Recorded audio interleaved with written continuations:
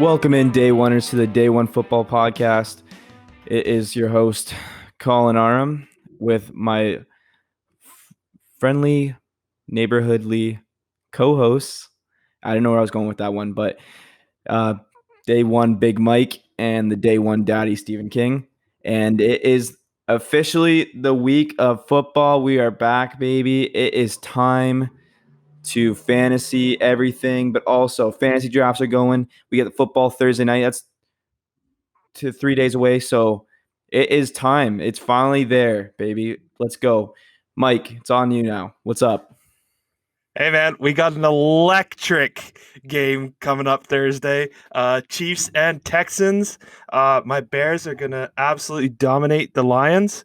We'll talk about that Thursday. I might bring up a little Mike's gambling corner. I'm probably the world's worst gambler, so fade me at all times. But I'll let Steve go now. What's up, buddy? Just out here living the dream, pretty excited for football. Actually, I have a couple players playing in the Thursday game, and regardless if they're good enough, I always start them just because you have to feel involved in the Thursday game. So you got to start your Thursday boys up.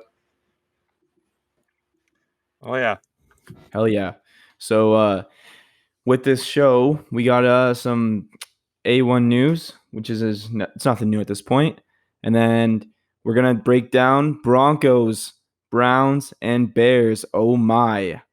And finally, we're going to do a quick AFC wins over and under, just like last Monday when we did NFC. So without further ado, let's jump into that A1 news. So off the top on the injury report, well, I guess it's not really an injury, but we'll have some cuts here. So DeAndre Washington has been officially cut by the Kansas City Chiefs, which just makes it a little easier just to show that the pass catching work is going to lead all the way to CEH, and that also gives a nice little bump to Daryl Williams, who will now be the second running back on that depth chart. So yeah, that's a good handcuff, I think. If anything else, just from that, he showed some flashes last year, and obviously, I don't think CEH is going to be the workhorse like the whole season, just because he's just a little smaller of a back. But I'll pass it to Mike. I know every fantasy analyst and their mom is talking about Daryl Williams being the backup. Personally, I don't see it that way. I really don't. Daryl Williams is more of a straight runner. He's not really like a Clyde Edwards-Helaire style back, which I guess is what Andy Reid likes. I think the other running back on the roster, I honestly can't remember his name. I've been stalling this entire time. But I think he's the more backup, if that makes sense. I forgot his name. Darwin Thompson. Darwin Thompson, that's it. I think he's more of the backup than Daryl Williams, in my personal opinion. I know Andy Reid didn't give him many touches last year, but I think he's personally better. And I mean, it's really not big news. Everyone knew CH was going to be the guy. I mean, if you're really drafting the Kansas City or handcuff, then I don't really know what you're doing in the draft. Steve, what are you thinking? Yeah, other than CEH, and I don't even find myself taking CEH because he's going so early still. And a rookie going that early, he has to hit his ceiling to actually be a benefit to your team, and that's really hard to do for a rookie to come out and hit his ceiling right off the top. So I'm trying to avoid CEH right now, but who knows? Maybe that'll be my mistake later on in the year. As for the backups, they're both. I'm not taking either of them. I think that they're both gonna get some touches, but they're both going to be fantasy irrelevant for the most part because they're going to eat into each other. But they will. I still think that they both will eat into Clyde's workload. We'll see what happens on the Thursday game because Kansas City's got the Thursday game, so pretty excited, pretty amped for that. Colin? Yeah, we talked way too long on the backups of the Kansas City Chiefs running back depth chart. But moving on, we got Devo is finally activated from the PUP list, or I think it was the NFI list as well, which is a non-football injury list or something like that. So basically, just really helps out Jimmy G and the offense with the 49ers as a whole, just because you've seen this whole month just injury after injury with that wide receiver core. So if he comes back, I'm pretty pumped. He's gonna eat because he's gonna be really the only target besides Kittle. Yeah, but he probably give it a couple weeks just because you don't know what to expect if he gets in right away on week one. Might still be having a little bit of a nag, but we'll move it on to. Do you guys want to talk on that, or that's pretty straightforward on that one? Yeah, I'm just staying with a Jones injury. It's very tough for a wide receiver to come back at full strength within like 2 months, 3 months. I'd say avoid him if he balls out week one. I'd rather him ball out on my bench than lay an egg in my starting lineup. So, Steve, do you got anything to say? I agree with you, Mike. I'm finding myself, because his ADP still doesn't rise, and he does have potential end of season to be a top 24 guy. We saw it last year, and he was going in the 3rd or 4th round when he was healthy.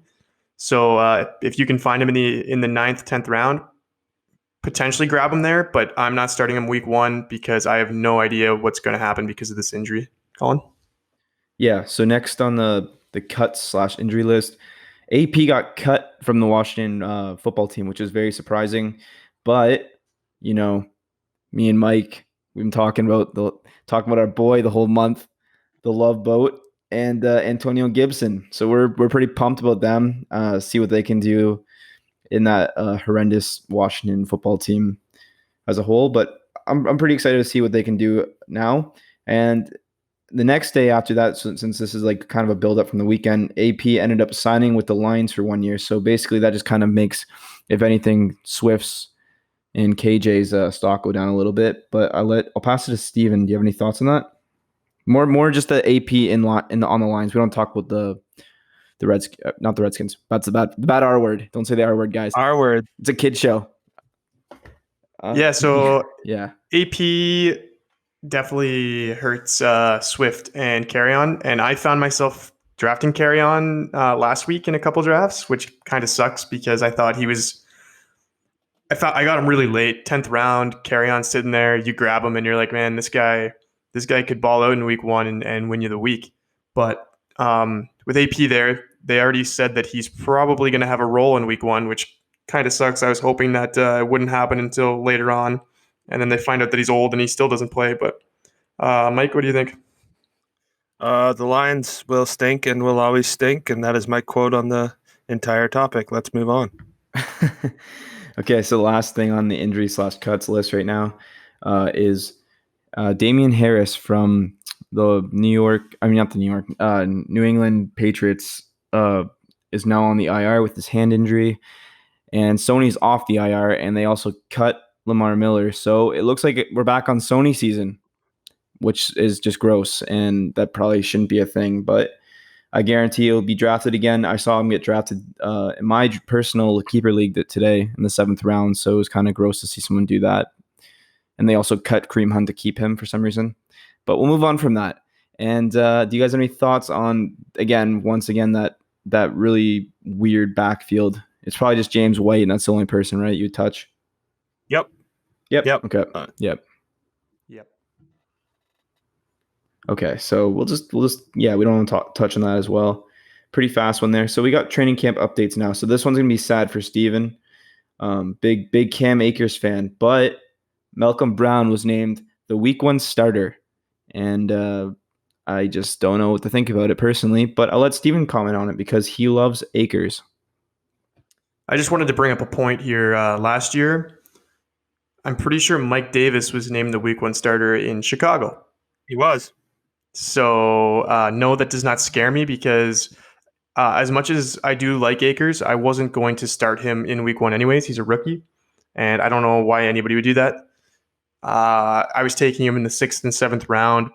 That would probably be a flex spot, but you can find valuable wide receivers you can throw in your flex spot until Akers does officially break out. So Brown being the number one guy doesn't scare me at all. Akers is a better runner, more talented, and he will break out. And I'm pretty confident in that, Mike. I just got Akers in the 7th round.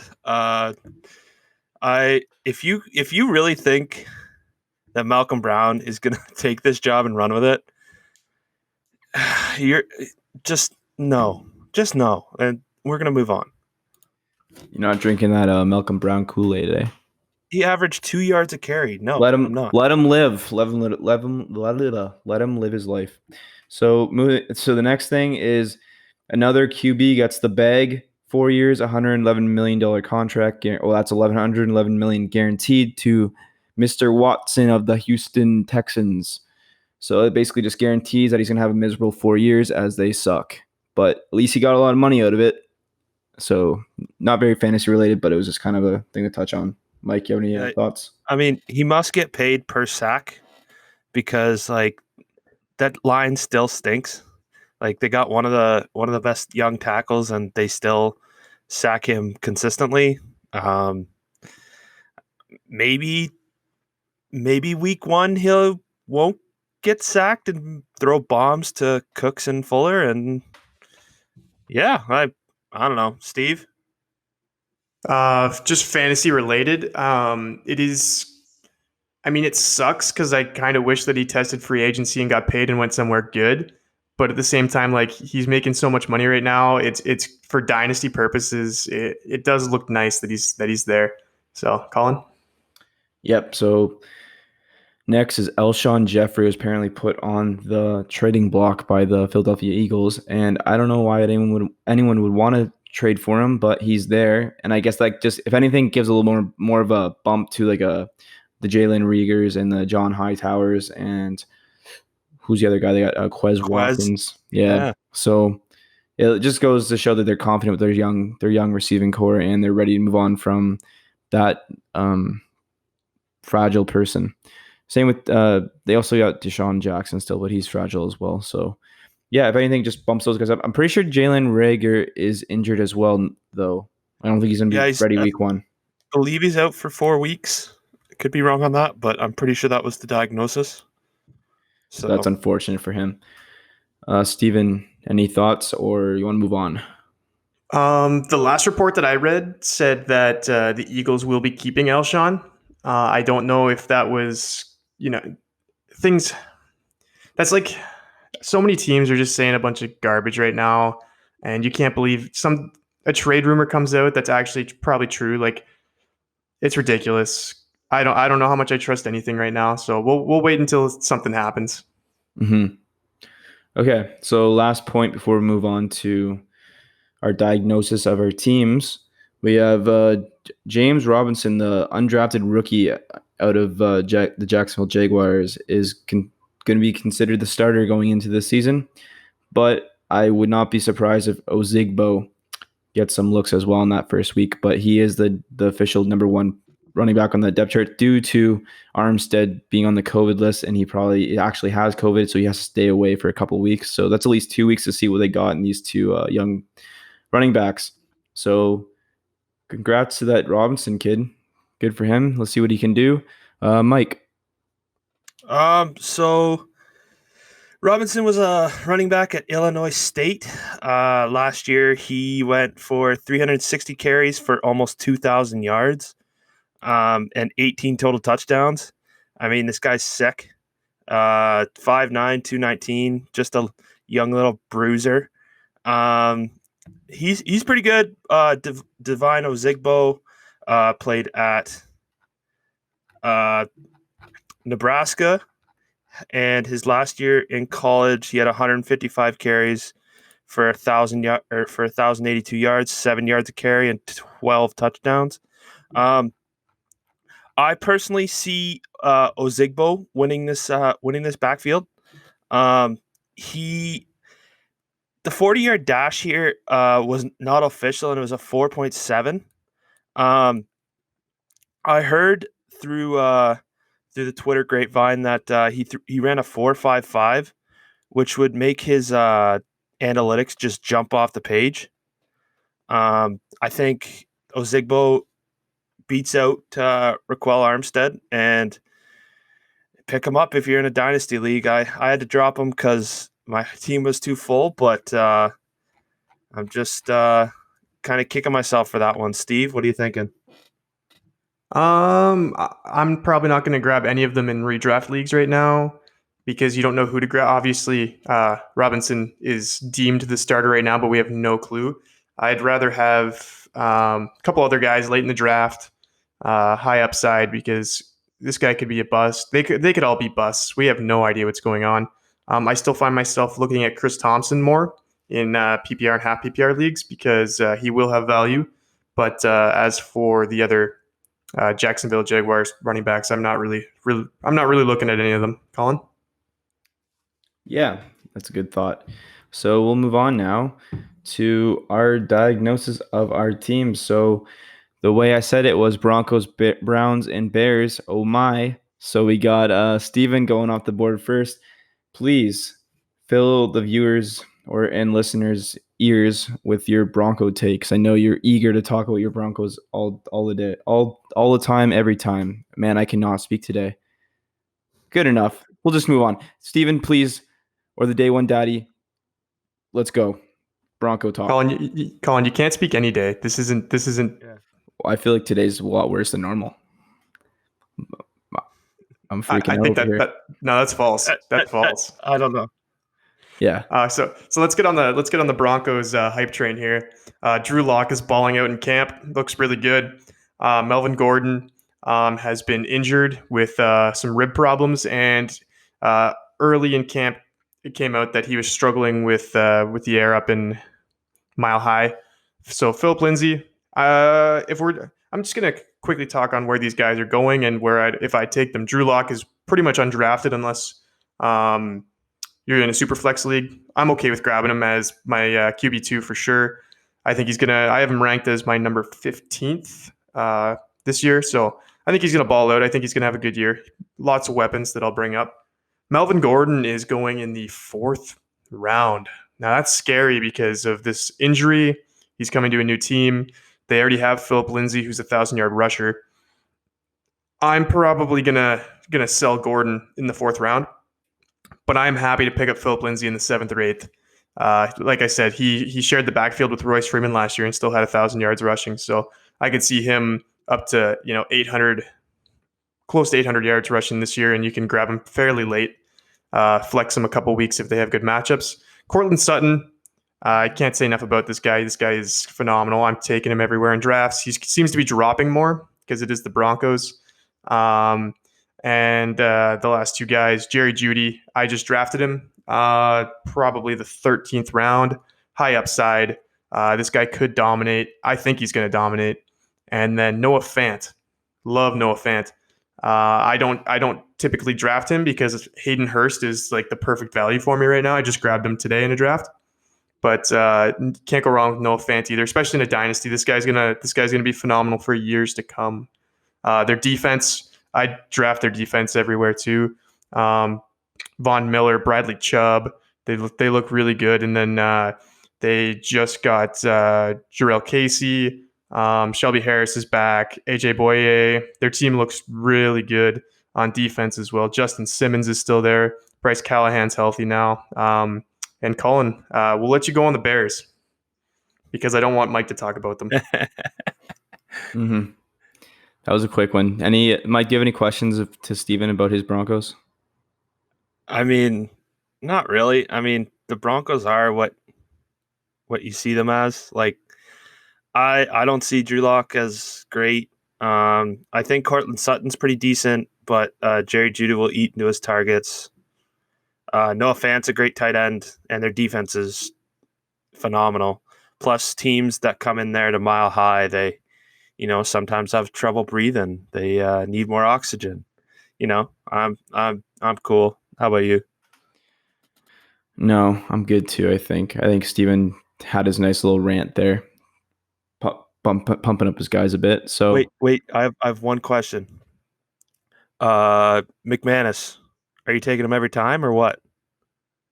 I didn't take him today, but I have. I think I don't have many leagues with kickers. I think I have 2 or 3, and he's on at least one of them.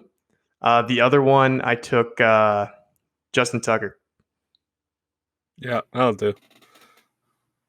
All right, let's move on to your Browns crush. Let's go. So the Cleveland Browns. I've had some pretty good rants already over the first 14 episodes we've done this. So I'll just reiterate most of it. So they're coming into the year with a new head coach, as always. So surprise, surprise there. But he's got a good pass play action offense that he's bringing from the Vikes, and he's going to implement it with 12 tight end set or 2 tight end sets. So I'm excited to see what they can do this year. It's going to be interesting. I don't want to get my hopes up because it's Cleveland, but I think there's a good chance we could maybe get a winning season this year. And I think it wouldn't be like a good winning season. It'd be like 9-7, but it'd be better than what you normally are used to as a Cleveland Brown fan. Baker looks really good in camp now. He's actually coming off and doing a lot from what I've watched on the Building the Brown series they have on their YouTube channel and what I've heard from reports.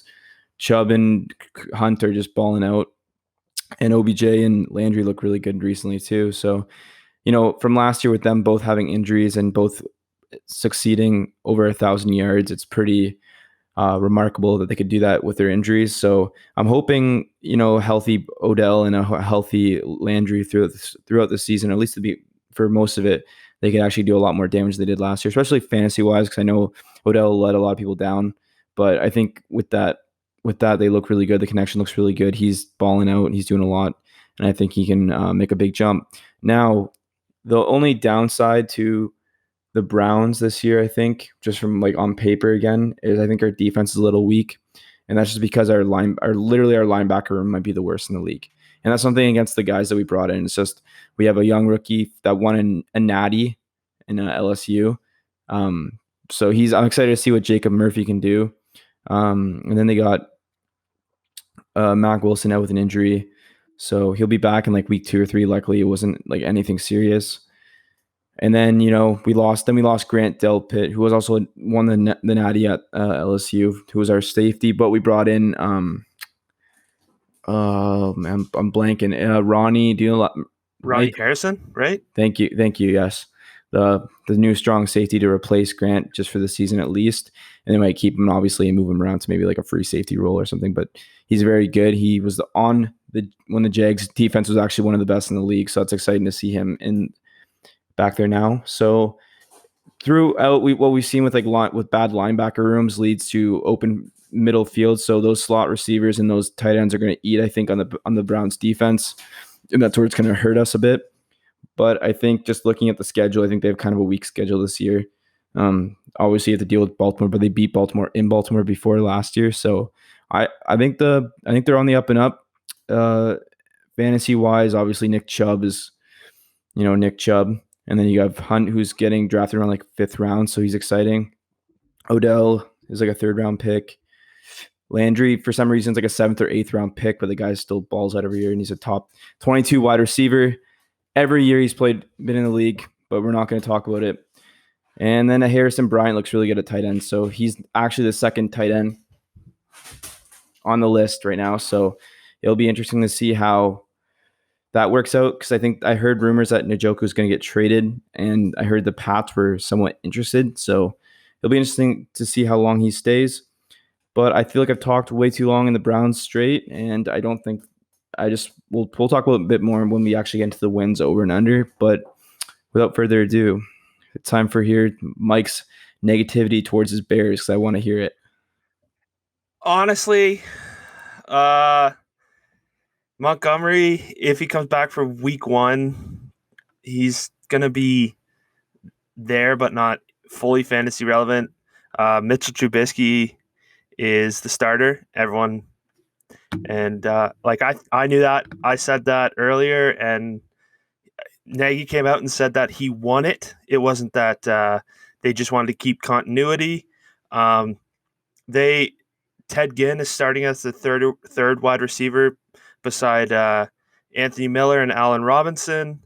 They have actually a fairly easy strength of schedule. For QBs, they have the easiest schedule in the league, For running backs, they have the 5th easiest. The wide receivers, they have the easiest. For tight ends, they're 21st. And now, if you don't know, the tight ends are Jimmy Graham and Cole Kmet. I hear that Mitch Trubisky has a great connection with Jimmy Graham, and possibly could be a somewhat of his former self. And it's worth at least a stab if he does great week 1. If you're just taking flyers on tight ends, maybe pick up Jimmy Graham. Their line, not great, but where the Chicago Bears make their money is their defense. Their offense always stinks. I hope Matt Nagy isn't an idiot and puts in the trick plays and says the guys earn it. There were a couple key losses, one being Prince Amukamara. They drafted Jalen Johnson, and he is the starter as of week 1 across from Kyle Fuller, one of the best cornerbacks in the league. They had one of the best free safeties in Eddie Jackson. They just picked up a strong safety to Sean Gibson. That guy gets interceptions for days. And that's not even the best part. Like, their line is just disgusting. Akeem Hicks to push up the middle. Robert Quinn to push guys into Khalil Mack. And they're going to probably get a billion sacks. Maybe 1,000,000,001. But their defense is where they might make their money. I drafted their defense because I always have to get a bear on my team, and Allen Robinson's great. Anthony Miller should step into a good role. Cordero Patterson can be used as a running back. He's now listed as a wide receiver, which is looking great for my Montgomery shares. But the Bears are sick. They're going to go 13-3, and we're going to be winning the NFC North. We're good to go. Let's go. All right. Settle down a little bit there, Mike. Steven, do you have any thoughts? Are we doing a pint bet on which team has the best record end of season? Because I'm pretty sure the over-unders right now are all fairly close, between like 7 and 9, right? We're all around there. I think the Bears was 8. Denver's is 7.5. And I can look up the Browns real quick. Browns are 8.5. 8.5? Well, yeah. I'd be down for a pint bet. Pint bet. Let's do it. Pint bet. All right, let's go. Put it on the board. Put it on the board. All right, so let's jump into the last segment we have today. It is time for the AFC over and unders. So let's jump into, we'll do Stevens first. Let's do AFC West. So we got Kansas City at 11.5 right now. The Chargers at 8. And the Raiders and the Broncos both 7.5. So I'll let Steven go first with this one just because he is the Broncos fan. Kansas City 11.5. I'm gonna have to hit the over. They're a 13 win team, in my opinion at least. Their defense is definitely stepped up. Last year we saw it in the playoffs for sure. But I mean, this division is, you look at the over-unders and you're like, wow, these teams aren't that great. But there isn't a bad team in the division. So that's the worst. And all the defenses are pretty phenomenal in this division, which is pretty fun to watch. But you don't see elite offenses like you do in some other divisions. But it's still a really fun division to watch. Kansas City, I'm going to say 13 wins, so I'm going to hit the over. This one surprised me. The Los Angeles Chargers at 8, because I think their team is the worst team in the division. And I would probably have them around 5 or 6 wins, mostly because I hate them, because I'm a Broncos fan. I can't hate the Chiefs because they're so good that it's not fair that I like watching them. But so the Chargers, 5-6 wins, no doubt. Tyrod's your QB. Come on. Eckler is your RB1. Like, that stinks. He's bad. He's the RB2 here, Steven. Don't slander. Okay. Mike Williams is injured, so that's another big hit. We're gonna jump away from the Chargers, even though their defense is really good. I still don't see them winning 8 games. We're gonna jump to the Raiders, and I think their team took a huge step forward. Right now, they're listed at 7.5. I want to. I see them right there. I see them as a 7 to 8 win team.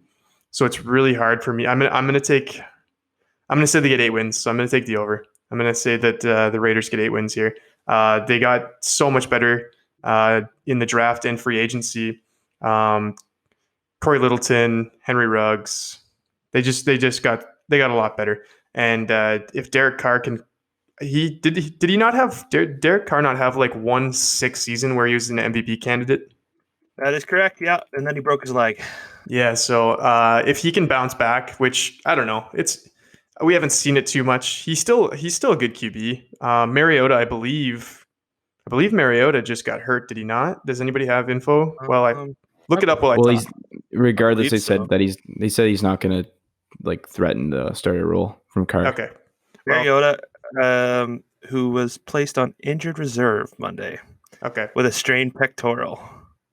Guy was just benching too hard. So now the backup is the famous Nathan Peterman. Woo! Wonderful. So Raiders, I'm saying 8 wins, safe. I think every team in this division could have 8 wins, but just the way I see it playing out, Chargers stink. So Broncos at 7.5, I think that's ridiculous because they're going to have 10 wins. Calling it right now. Go Broncos. And Mike, do you want to hit the AFC West up? Yeah, sure. So Kansas City, I'm going over 11.5. That's easy, done. As long as they don't like get injured, I think they win probably 13, 12 games. So I think that's an over. The Broncos, I'm going over as well. I think they do win 8 to 9 games. The Raiders, I am also going over. I think they win 8 games. So over 7.5. And the Chargers, Boo. I think I'm going to go under. I think like their defense is sick, but I think they're going to have a year like the Bears did last year, where their offense stinks, but their defense is incredible. So I think they go like 6-10, 7-9, maybe. I really don't think they're going to be that great. So Colin, I'll let you go. So last year the Chiefs had 12 wins, and that was when they had a missing Mahomes for I think it was 3 weeks, right? 3 to 4 weeks. So I'm 100% going to smash that 11.5. I think, yeah, like Steven kind of said, they're at least a 13-win team. If not, 12-4 is nothing terrible again. So it's easily an over. Now, the Charger one is a head scratcher. Like Steven said, I totally agree. 8 wins, I think that's kind of ridiculous considering they had 5 wins last year and arguably had a better team. So I'm gonna hit the under on the 8. I think they're more like a 7-9 or a 6-10. But the thing is too, they lost they're one of their best defensive players and Derwin James a week ago. So it's hard for them right now. And also they lost on the offense Mike Williams for a while. So it's tough to just rely on Keenan and Eckler with Tyrod and then have, Ingram on the back end with Bosa. So yeah, it's tough for them this year. I think they're easily going to be around 5 to 6 wins again. And with the Raiders and the Broncos, they both had 7 wins last year. I think they both hit at least 8 wins. So it's the over for me. It'll be interesting to see because I know the Chiefs are so ahead of everyone in this division, but the Broncos have an exciting young offense, so we'll see how it plays out. And the Raiders have some exciting weapons in the wide receiver. I don't really believe in Carr 100%, but they'll be interesting to watch as well. I think they both have at least an 8-8. So yeah, let's move on to the AFC South. So last year the Texans were 10-6, the Titans were 9-7, the Colts were 7-9, and the Jags were 6-10. And going into this year, Tennessee's at 8.5, Indianapolis is at 8.5, Houston's at 7.5, and the Jags are at 4.5. Mike, you go first for this one. All right. So let's see. Tennessee at 8.5. I go over on that one. I think Tennessee's a great team. They have a great running.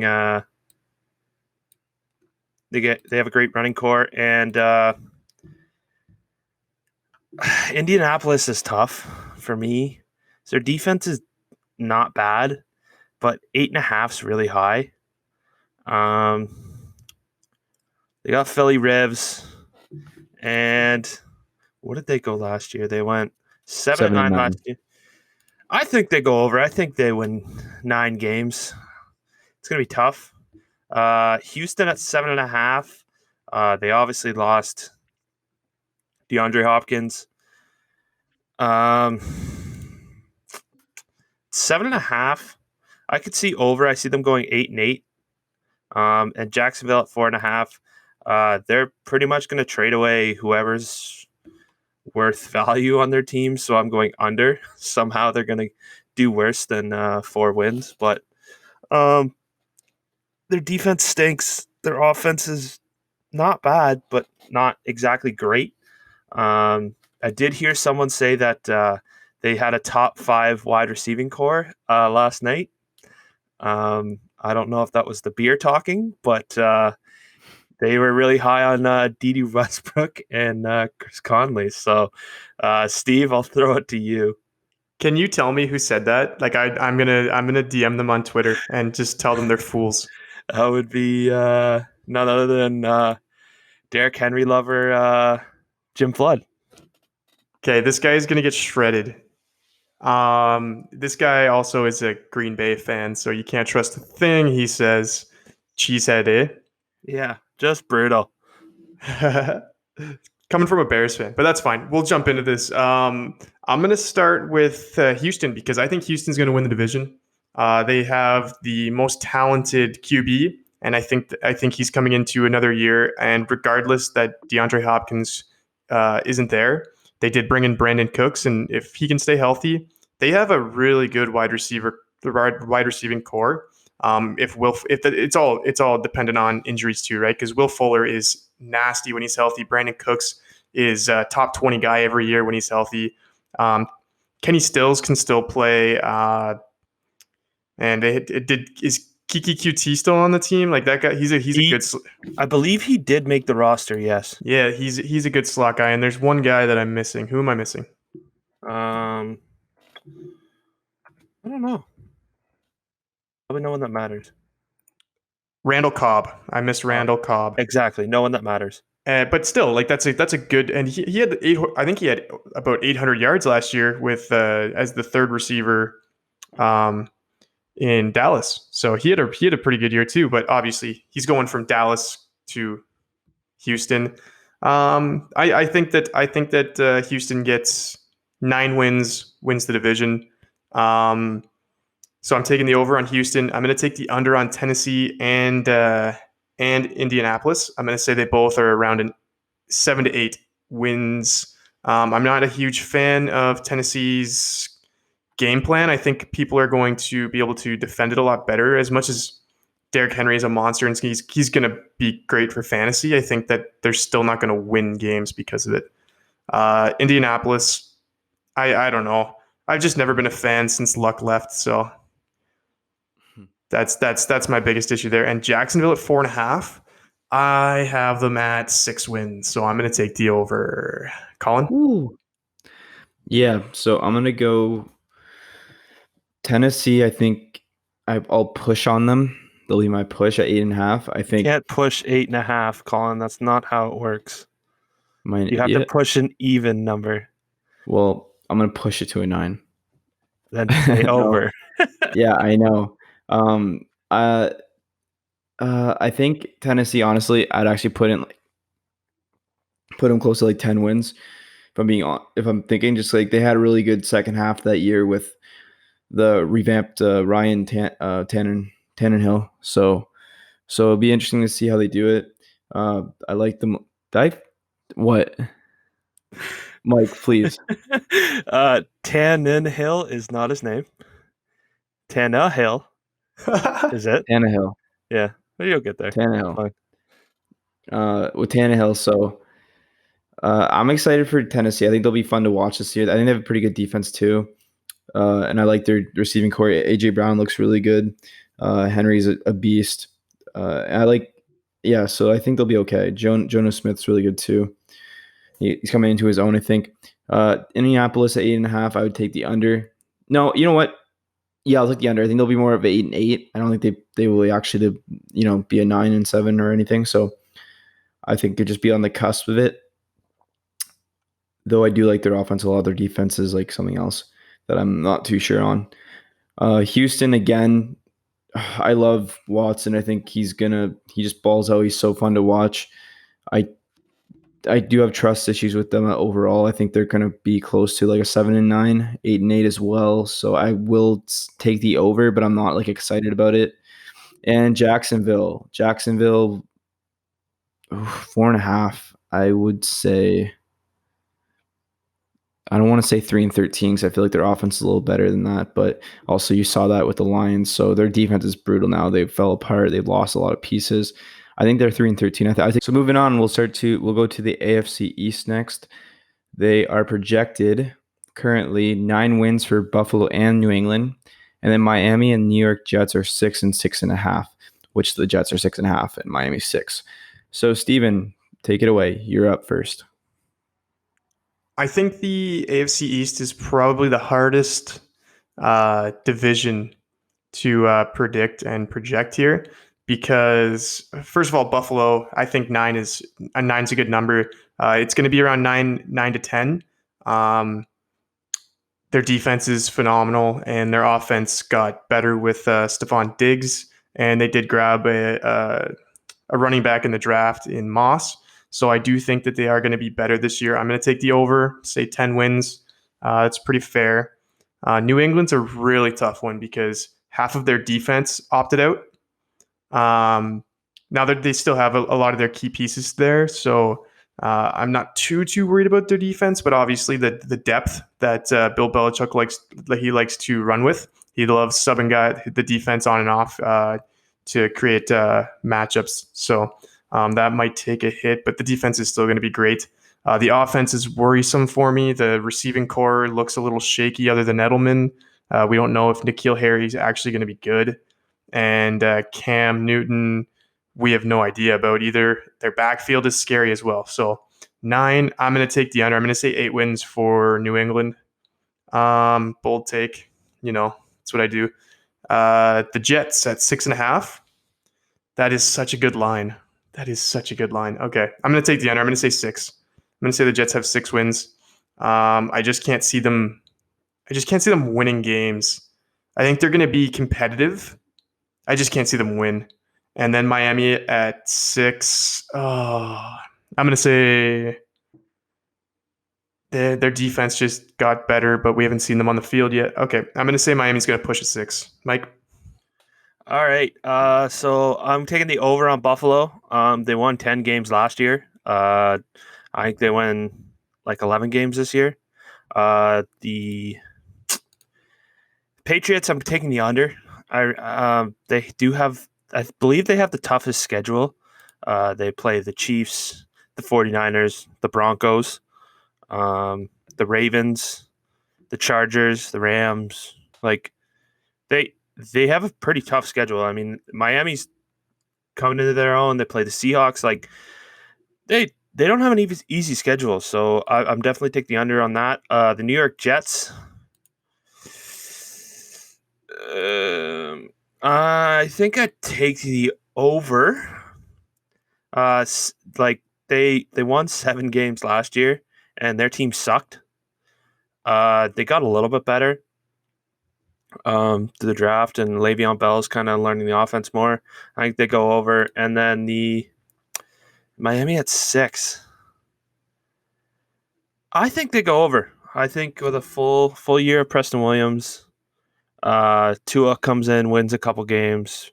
Fitzpatrick is always good for 4 or 5 wins, and then a billion interceptions, but that's beside the point. So yeah, I'm gonna go going to run through again because I was a little quick with that one. Over on Buffalo, I think they went 10 or 11. New England, I'm going the under on 9. Jets, I'm going over on 6.5. And Miami, I'm going over on 6. Colin. Yeah, so I'm gonna take the over on Buffalo as well. I feel like they're easily a 10-6 team. Looking for moving forward, they're make the playoffs the last 2 out of the last 3 years, so they're on the rise. I think it's their year to maybe win the division, so it'll be fun to see them this year just because that offense looks really good. Diggs is there now, so it'll be cool. I'm excited to see actually what Buffalo can do this year. New England, they're gonna be actually interesting to watch, even though everyone hates New England and everything they've done over the last 10 years, but 20 years, I guess, with Brady. But it's I don't know. I think with Bill, I think Bill's such a great football mind and coach. I think he knows how to play to everyone's strengths and hide their weaknesses a bit. So even if he's missing some big pieces from his defense that opt out, I think the replacements are going to be able to hold their own just because I know how Bill works and it seems like he knows what he's going to do with those guys. So I think they go. I would take them. I would take at least 10 wins as well with New England. I think they're going to do it. I think Newton bounces back this year and really balls out. And I'm interested to see how he's used in that offense. So they'll be fun to watch. I think. New York 6.5. I want to take the under. I want to say 6 wins. I want 6 and 10. Just because Gase is an idiot. That's all. And then Miami at 6 and so with 6 wins. I think that's fair. I think they've grown a lot since last year, and they looked a lot better at the end of last season as well. I think 6 I would be okay with. Mike, I'm going to push on the 6. Is that okay? That's actually, yeah, you're able to push on an even or on a straight number. So yeah, I'm pushing on the Miami. So yeah, we'll finish up here with the AFC North. Baltimore's projected at 11.5. Pittsburgh's at 9. Cleveland at 8.5, and Cincy's at 5. I'm going to go under on Baltimore. I think they're about 10 and 6. I think teams are going to be able to have enough footage on Lamar and figure out how to defend the offense a little better. Pittsburgh, I'll take the over on the 9. I think they can easily be 10 and 11 win team as well because when Big Ben's in, they're basically a 10 and 11 win team every year. They'll fight for the division easily. Cleveland, my Browns. Now, I'm not going to be biased. I think, honestly, at 8.5 is a fair line. I want to say 9 and 7 this year and maybe push for a wild card, but I'm going to say I'm going to take the over and say 9. I'm going to go with my gut, 9 and 7 this year for Cleveland. And Cincinnati, 5 wins, I think is fair. I don't want to say under because I feel like Joey B is going to ball out. I think they probably finish around 6 wins this year. So I'll take the over as well on them. And I will pass it to Mike. All right. So the AFC North, the Baltimore Ravens at 11.5. I will take the over. Last year they ended the season on a 12-game winning streak. They don't lose at home really. They were 7-1 at home, 7-1 on the road. I think they continue their dominance, and I'll take the over. The Pittsburgh Steelers, they somehow won 8 games last year with absolutely terrible QB play. I think they go over. I think they're a perennial 10-win team, 11-win team. So we're going to take the over on that one. The Cincinnati Browns.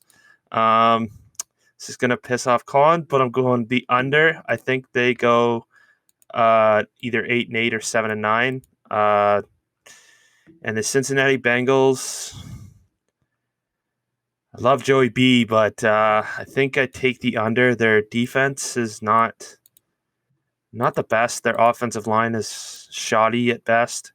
I think they do good in fantasy, but I don't think they do good on the standings. So I'll run through that again. Baltimore over, Pittsburgh over, Cincinnati Cleveland under, and Cincinnati under. Steve.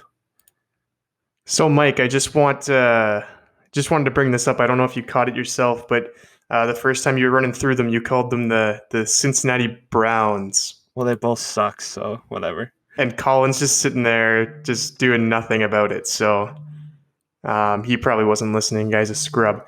But let's get on to Baltimore. one of the best defenses in the league, one of the best offenses in the league. 12 wins, no problem. I'm taking the over. Pittsburgh, one of the best defenses in the league. An offense that could be amazing, but could be a little shaky. 9 wins.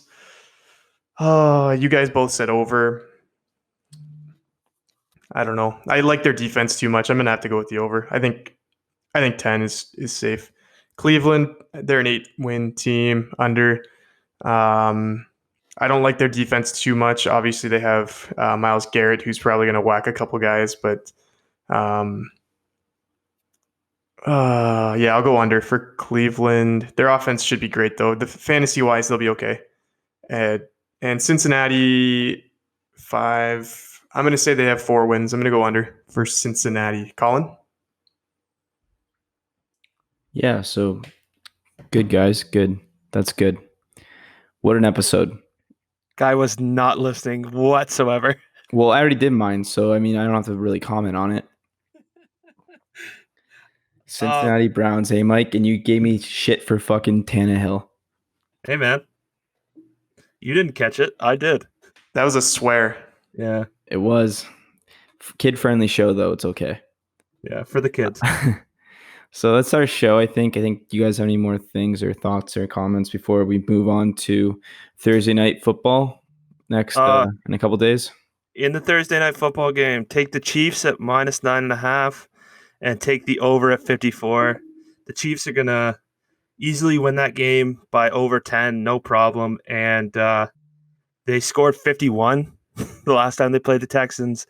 I don't think they scored that much, but I think it's like a I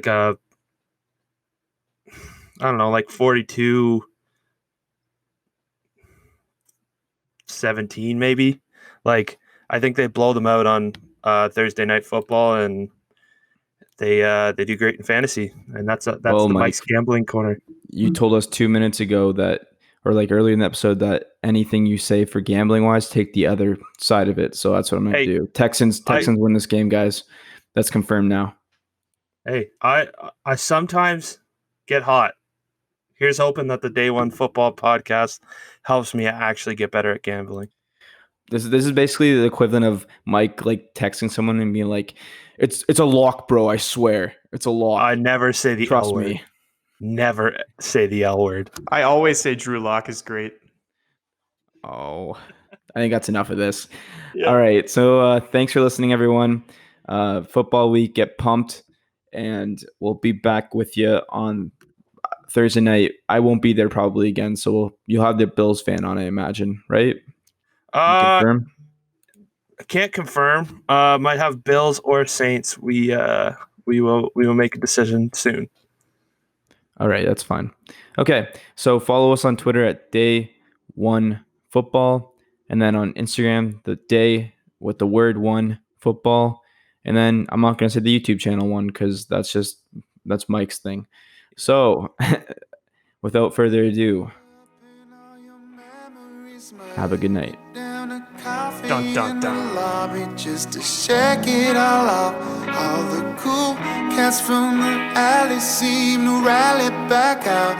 But my heart, my mind, my liver has had quite enough. Almost scared of brain. Yeah, hit me like a freight train. But my girl, my mom, my doctor wanna see me off the rails again. I tell you, man.